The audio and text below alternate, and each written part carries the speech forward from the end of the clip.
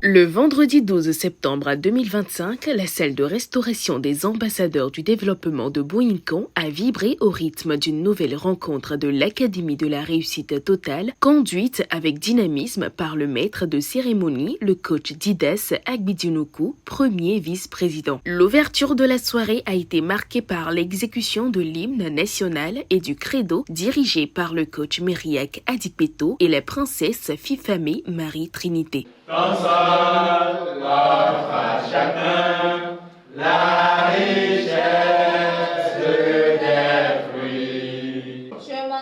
Je m'engage à être trop serein pour me faire du souci. I commit myself to take about her. La bienvenue aux participants a ensuite été chaleureusement adressée par l'ambassadeur Hindan Silva, directeur de l'entreprise Cri de Joie. La générosité divine m'a désigné pour vous accueillir. Nous sommes là pour apprendre afin que nos vies changent, car nous devons réussir pour que les gens sachent que le coaching existe. Suivons attentivement et surtout notons. À présent, immersion dans la phase des exhortations. Le coach Roland Pessy, technicien de laboratoire en BTP, a invité les participants à agir en grand pour que l'univers conspire à les maintenir dans la grandeur. Agir en grand, cela voudra dire adopter une mentalité ambitieuse, viser haut et ne pas se limiter par des doutes ou des peurs. L'univers conspire.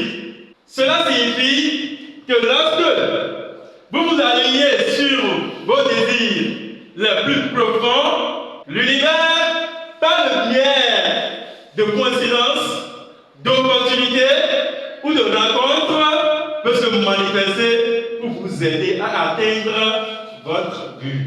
Se maintenir dans la grandeur. Cela signifie que l'univers, non seulement vous aide à atteindre vos objectifs, mais aussi il travaille à maintenir et à nourrir cette grandeur une fois qu'elle est enclenchée.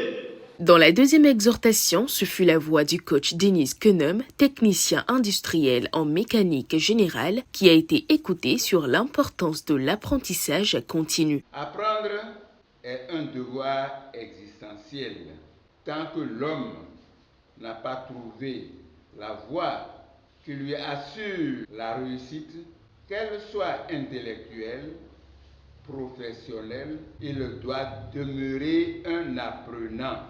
Car la réussite, loin d'être un hasard, est le fruit d'une discipline continue, d'une curiosité insatiable et d'une humilité devant l'infini du savoir. Le coach Kofi Joseph Akpovo, premier conseiller spécial du nouveau comité directeur du FIAD à Bohincan, a quant à lui livré un message profond sur la vie conjugale. Je cite, « Là où l'ego domine, l'amour s'étouffe, mais là où l'ego s'efface, le bonheur conjugal s'épanouit. » Fin de citation. Si on veut vivre le bonheur conjugal au lieu de développer l'ego, nous devons développer l'humilité. Faire maigrir l'ego, c'est cesser de penser à soi-même. C'est cesser aussi les critiques négatives. Cultiver la demande du pardon. Le bonheur conjugal se construit donc non pas dans la compétition, mais dans la collaboration. Quand le couple remplace le je contre toi par le nous ensemble, il découvre une force intérieure qui nourrit la confiance, la tendresse et la joie de vivre à deux.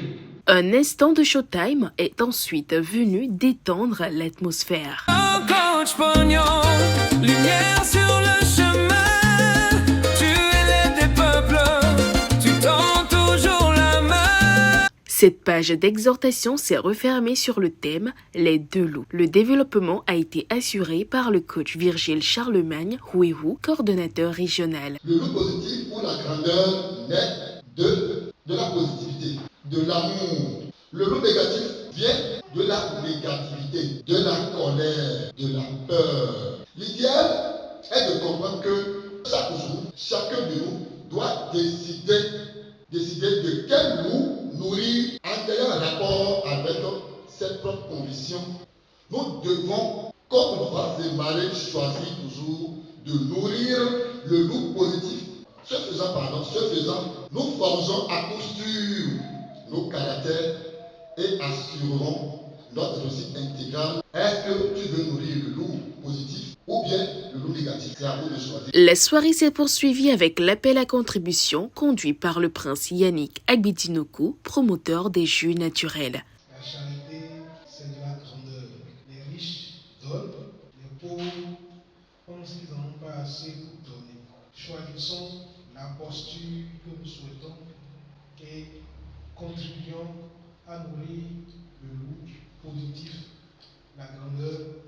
Le loup négatif lui-même disparaîtra à force de ne pas être nourri. Au CDI, lumière qui nous inspire. Place maintenant à l'atelier de programmation animé par le prince Gbeboudou Aïtchémé, biologiste de formation. Élève mon esprit et mon cœur pour être aussi, pour comprendre et savoir que la présence de Jésus est la suscité la façon de tous mes biens. Pour clore cette session riche en apprentissage et en inspiration, les participants ont partagé un moment convivial autour d'un cocktail dans une ambiance festive et fraternelle. Rendez-vous le vendredi prochain.